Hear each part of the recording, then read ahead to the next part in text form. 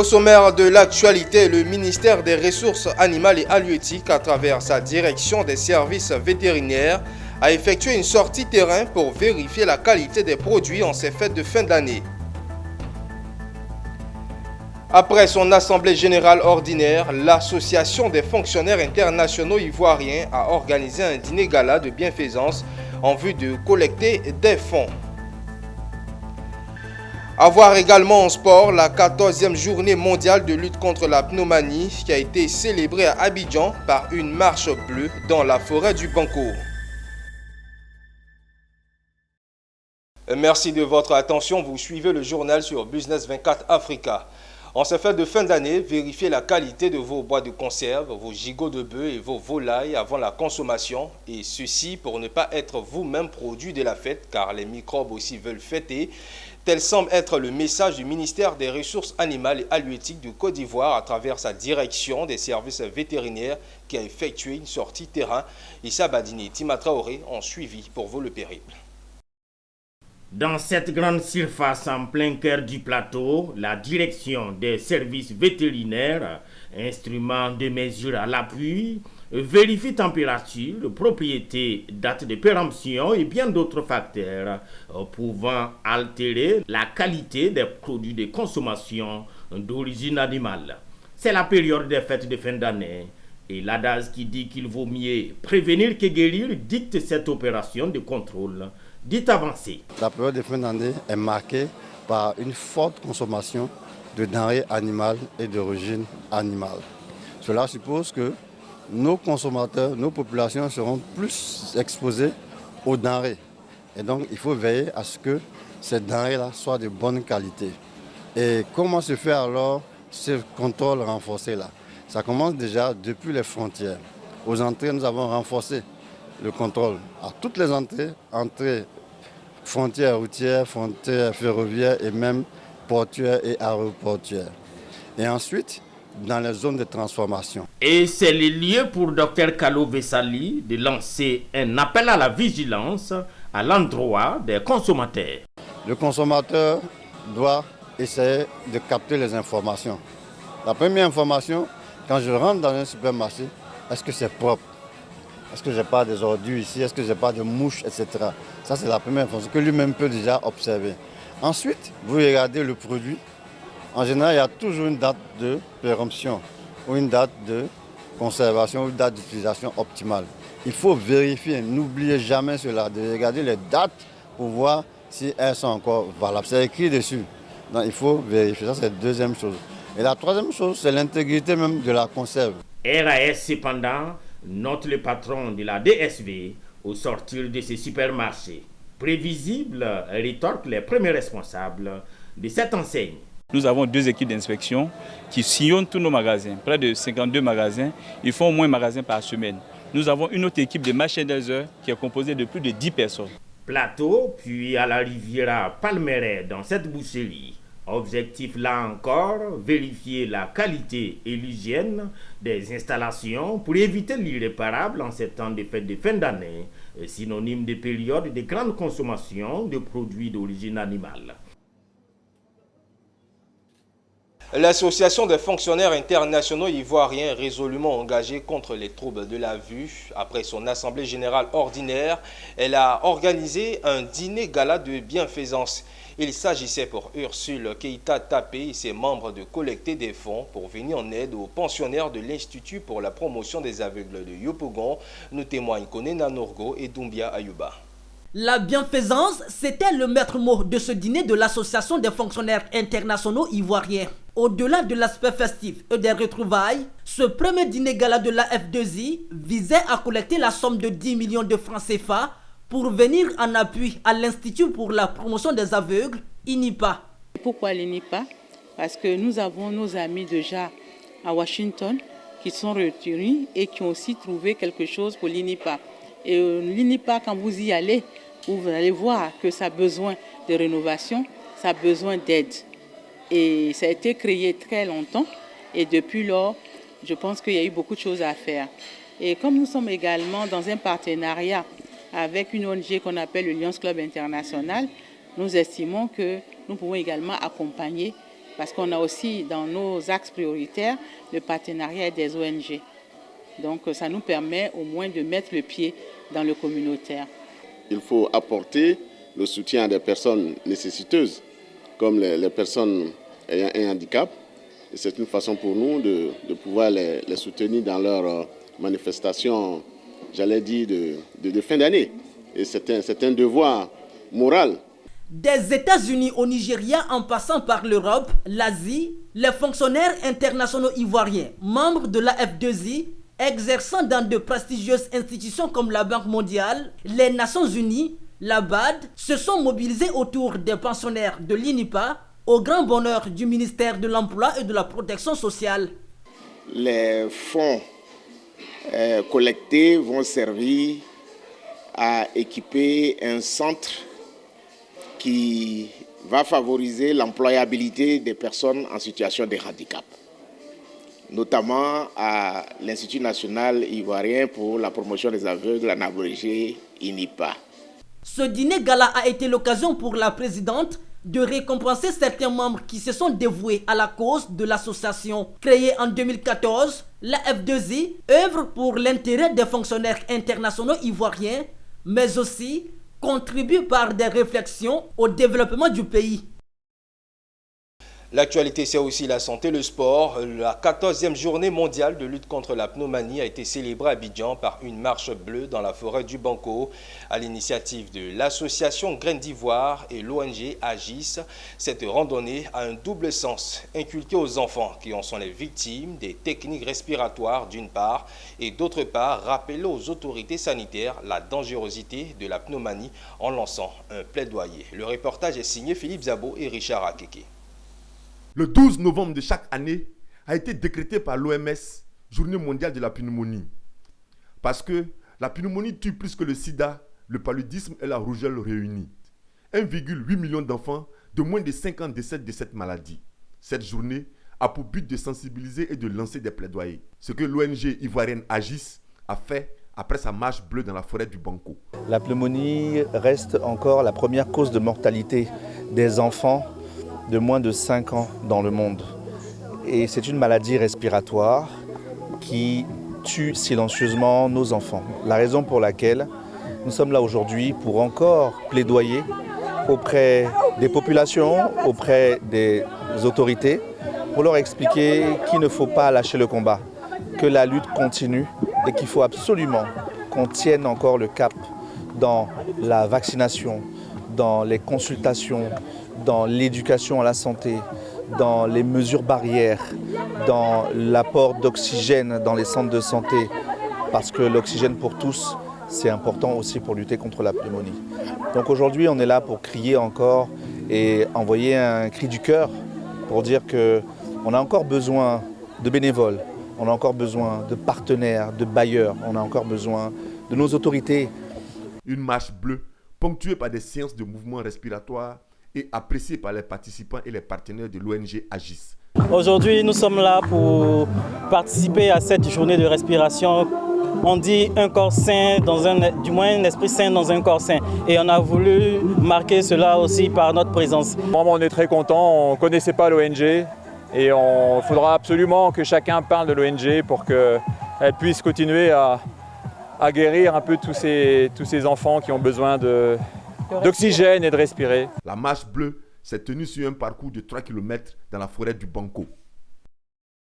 Le directeur général du logement et du cadre de vie, Célestin Kouala, a offert des kits alimentaires à la communauté Baoulé et Agni de la commune de Cocody. Une action sociale à travers laquelle le donateur veut offrir des moyens à ces populations de célébrer la fête de fin d'année. C'est là la vision de sa politique, celle du partage, de la solidarité et d'être le plus proche possible des populations. Célestin Kouala, directeur général du logement et du cadre de vie, vient d'offrir des kits alimentaires de première nécessité à une communauté dans le village d'Akwedo. Une action sociale qui a ciblé la communauté Baoulé et Agni du village. Et pour le bienfaiteur, ces dons devraient servir à ces populations de passer les fêtes de fin d'année dans la quiétude et serait le début de plusieurs autres actions à fort impact social dans la localité. Je voudrais que l'on retienne un sens qui est très simple et un seul mot, la solidarité, le partage, l'amour, la fraternité. Il était de mon devoir en tant qu'acteur de développement de Cocody de venir vers mes parents Baoulé, mes parents Agni, afin qu'on puisse partager ce moment ensemble, afin que ce petit don que nous allons faire puisse participer à égayer davantage leur fête. Et je souhaite qu'il en soit ainsi sur l'ensemble du territoire national. C'est pour ça que nous donnons l'exemple aujourd'hui à Cocody, nous donnons l'exemple à Akwedo, nous donnons l'exemple à Anono, et nous allons faire cet exercice dans l'ensemble des 25 zones, parce que Cocody a 25 chefs baoulés qui sont installés. Donc nous allons faire le même exercice, n'est-ce pas, dans ces 25 chefferies-là, des communautés baoulées et Agni, pour apporter la solidarité, pour apporter un peu plus d'amour, un peu plus de chaleur en cette fin d'année. Non seulement cette politique va se tendre, mais c'est ma compréhension de la politique. C'est d'abord l'action sociale. C'est d'abord de partager avec les autres. À partir du moment où on partage avec les Ivoiriens et qu'ils partagent ce bonheur, ce bien-être-là avec nous, je pense que toutes les autres choses viennent beaucoup plus facilement. Toutes les autres choses comme la réconciliation, comme beaucoup d'autres choses viennent beaucoup plus facilement. La solidarité et le partage sont les maîtres mots de ce que j'appelle faire la politique. Les bénéficiaires ont couvert de bénédiction le donateur, désormais fils de la communauté villageoise, Baoulé et Agni d'Akwedo. J'ai bien dit déjà que je vais bien dormir aujourd'hui. Parce que quand le pays a remis un coup, chacun s'est disparu. Je suis là, chaque fois que je vois, je demande, et quoi là? Il dit quoi là, chacun est parti de son côté. Un coup, il est venu. Et il a cherché à croiser son papa. Il m'a envoyé manger aujourd'hui.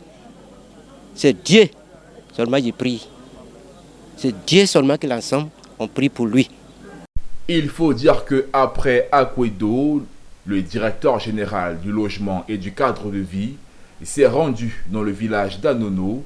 Célestin Kouala entend ainsi faire le tour des 25 chefferies des communautés Agni et Baoulé de la commune de Cocody.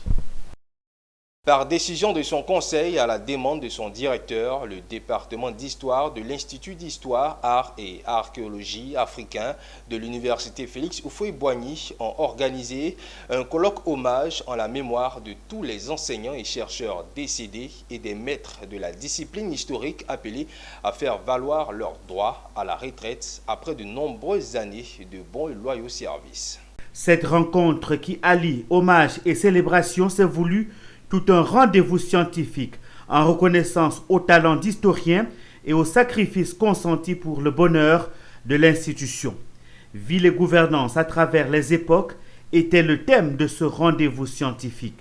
Ce colloque constitue un nouveau départ dans les relations professionnelles et interpersonnelles au sein de la faculté d'histoire et traduit la volonté des autorités de corriger les erreurs, les manquements du passé et de rectifier le tir quant au devoir de reconnaissance de toute l'institution à ses membres. Dans cet esprit, il ambitionne de célébrer tous ces hommes et ces femmes, des anonymes aux plus illustres qui, au prix de sacrifices multiples, ont contribué à l'essor de la science historique en Côte d'Ivoire au cours des 50 dernières années.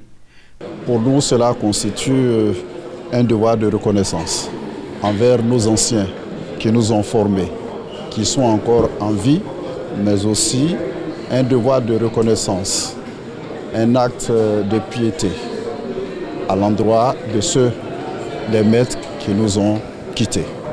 Le ministre des Ressources animales et halieutiques était le parrain de la cérémonie de clôture. S'adressant aux participants par vidéoconférence, il a salué l'initiative.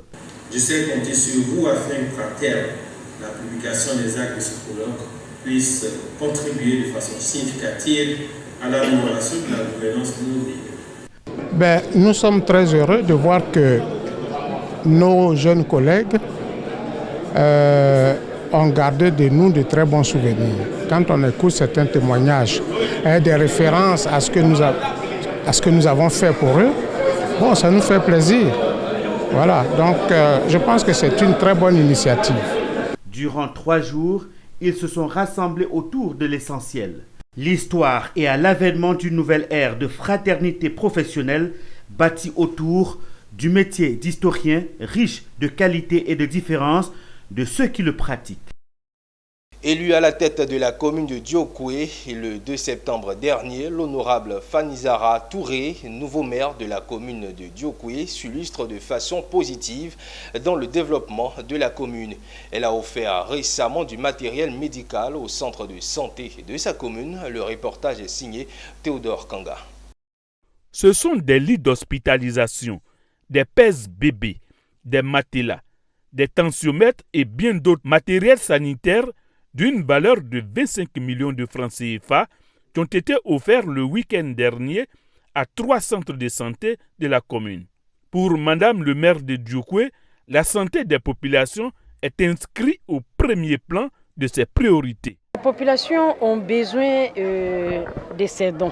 Si je savais qu'il y avait la réhabilitation de ce centre, on allait attendre faire la réhabilitation d'abord avant d'offrir le matériel.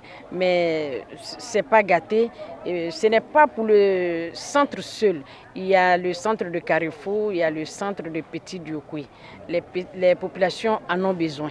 Dès demain, je vais ouvrir le centre de Petit Diokoué et la réhabilitation se fera incessamment. Ensemble, nous allons réussir le pari. Parce que nous avons promis, nous allons le faire.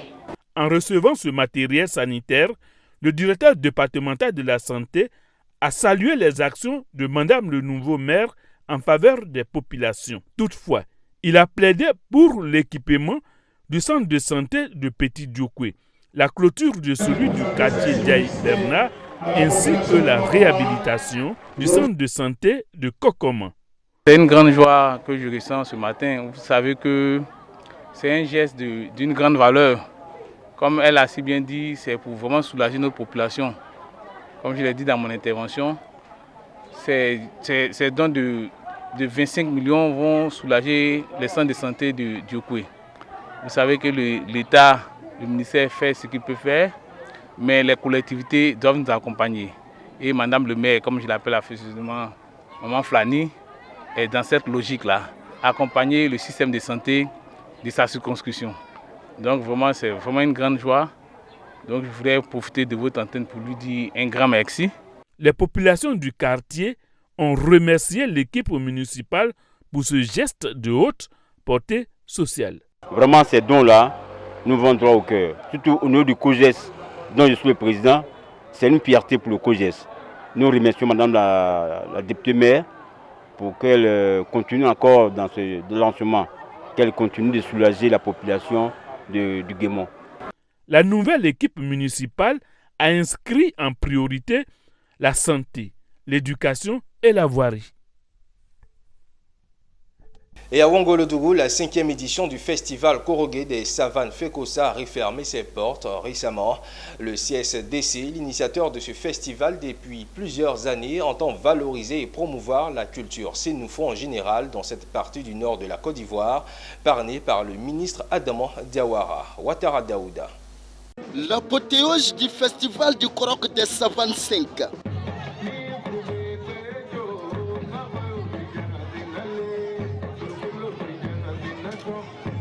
Un festival de promotion culturelle initié par le club socio-culturel de Diawala, CSCD, afin de promouvoir la culture sénoufo, distinguer les acteurs ayant contribué fortement à la valorisation de cette culture. Dans sa quête de pérennisation des valeurs culturelles et la continuité de la transmission de l'éducation, le CSCD a mis en place depuis 2016 le festival des Korogué des Savanes, un espace d'expression culturelle et de la sauvegarde de l'héritage de la savane. Cette 5e édition du FECOSA est placée sous le thème « Les alliances à plaisanterie, facteurs d'une vraie cohésion sociale ». Dans ce département de Ouangolodougou, nous devons consolider les liens car nous sommes de la même famille. Nous constituons un mur et si le mur s'effondre, l'ennemi pourra pénétrer. Le maire me charge de vous dire que vous êtes la fierté de la sous-préfecture et de la commune de Diawala. Et vous pouvez compter sur la mairie de Diawala. J'ai hautement apprécié L'appel à la paix, l'appel à la cohésion, prôné par le club socio-culturel. J'ai été très heureux d'écouter Pantougo. Je vais transmettre fidèlement ça au ministre. Mais ce que nous avons vu est édifiant. Les jeunes de Tumukoro, les vieux de Tumukoro, les jeunes de Niélé, les vieux de Niélé, ceux de Wangolo, ceux de Perkese-Dougou, je crois que c'est une première. Et il faut saluer ça et continuer dans ce sens. Placé sous le haut patronage du ministre d'État, ministre de la Défense, président du conseil régional du Tchologo, M. Tene Birahima Ouattara, et sous le parrainage du ministre en charge de l'enseignement supérieur et de la recherche scientifique, Adama Diawara. Cette 5e édition était placée sous le signe des alliances à plaisanterie, facteur d'une vraie cohésion sociale, des distinctions, concours culinaires, présentation de plats traditionnels, des jeux d'alliance avec le Senfo et ses alliés pour apporter de la valeur à l'alliance interethnique et un match amical entre les alliés. Cette 5e édition du festival Korok des Savanes s'est refermée par une nuit artistique purement traditionnelle avec plein d'enseignements, des contes et des classes entre les différents alliés.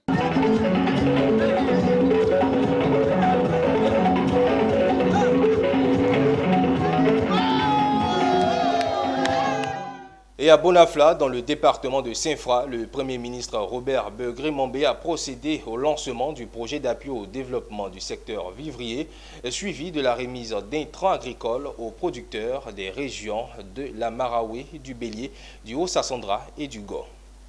Le Premier ministre Robert Begré-Mambé a effectué sa première sortie à l'intérieur du pays depuis sa nomination à Bonafla, dans le département de Saint-Fra, pour le bonheur du monde agricole. En effet, la question de la sécurité alimentaire est une priorité absolue pour le gouvernement ivoirien. Pour relever ce défi, le ministère d'État, ministère de l'Agriculture, du Développement rural et des productions vivrières a initié un important projet, le projet d'appui du développement du secteur vivrier. Dernièrement, pour faire face aux effets des nombreuses crises auxquelles ont été confrontés les pays du monde entier, plusieurs initiatives ont été entreprises par le gouvernement ivoirien avec l'appui des partenaires au développement. Le secteur agricole n'est pas resté en marge de cette importante action de l'État de Côte d'Ivoire. À travers ce projet, le gouvernement veut faire de la Côte d'Ivoire le grenier de l'Afrique de l'Ouest. Pour y arriver, il faut résoudre plusieurs problématiques. La question de la conservation et celle de la transformation. Cependant, il faut travailler à améliorer les rendements et les superficies cultivées. Tout cela avec une bonne utilisation de l'eau pour assurer la disponibilité des produits tout le long de l'année. Que la Côte d'Ivoire peut résoudre ces 4 problèmes assez facilement. Mais pour réussir à résoudre cela, il faut 3 grandes conditions. La première condition, il faut que nous continuions d'être des grands travailleurs. Il ne faut pas avoir peur de travailler. Le travail ne tue pas. Deuxième condition, il faut que nous soyons solidaires pour que dans les différentes régions où on produit de la banane, on puisse distribuer la banane partout. Le manioc, on puisse distribuer le manioc partout. L'aubergine, on puisse distribuer l'aubergine partout. La troisième condition, nous comptons sur nos ingénieurs agronomes qui travaillent avec le ministre d'État pour que ces ingénieurs agronomes trouvent les meilleures solutions en ce qui concerne la conservation, la transformation et le rendement de ces productions. À travers ce projet, le gouvernement veut financer l'aménagement et la mise en valeur de parcelles pour les productions rizicoles et maraîchères en utilisant les techniques nouvelles. En image, le gouvernement égyptien de l'Agence japonaise de coopération internationale a lancé le programme de bourse d'études destiné à développer des ressources humaines dans le domaine de la science, technologie et innovation en Afrique. Les bourses sont à temps plein, ce qui signifie que les étudiants se consacreront entièrement à leurs études et à leurs recherches et ne sont pas autorisés à travailler ailleurs pendant la durée de leur bourse. En Ouganda, la récolte de gousses de vanille pour la campagne de 2024 se déroulera du 5 janvier au 5 avril prochain, selon le ministre de l'Agriculture, de l'Industrie animale et de la Pêche. Ce nouveau calendrier officiel défini par l'exécutif tient compte des variations régionales pour éviter la récolte des gousses immatures dans les zones de production. Selon les données officielles, le pays a exporté 96 tonnes de l'épice pour une valeur de plus de 11,4 millions de dollars durant la campagne de commercialisation 2021-2022. Et voilà qui met un terme à cette édition. Merci de l'avoir suivi. Bonne année à tous et à chacun.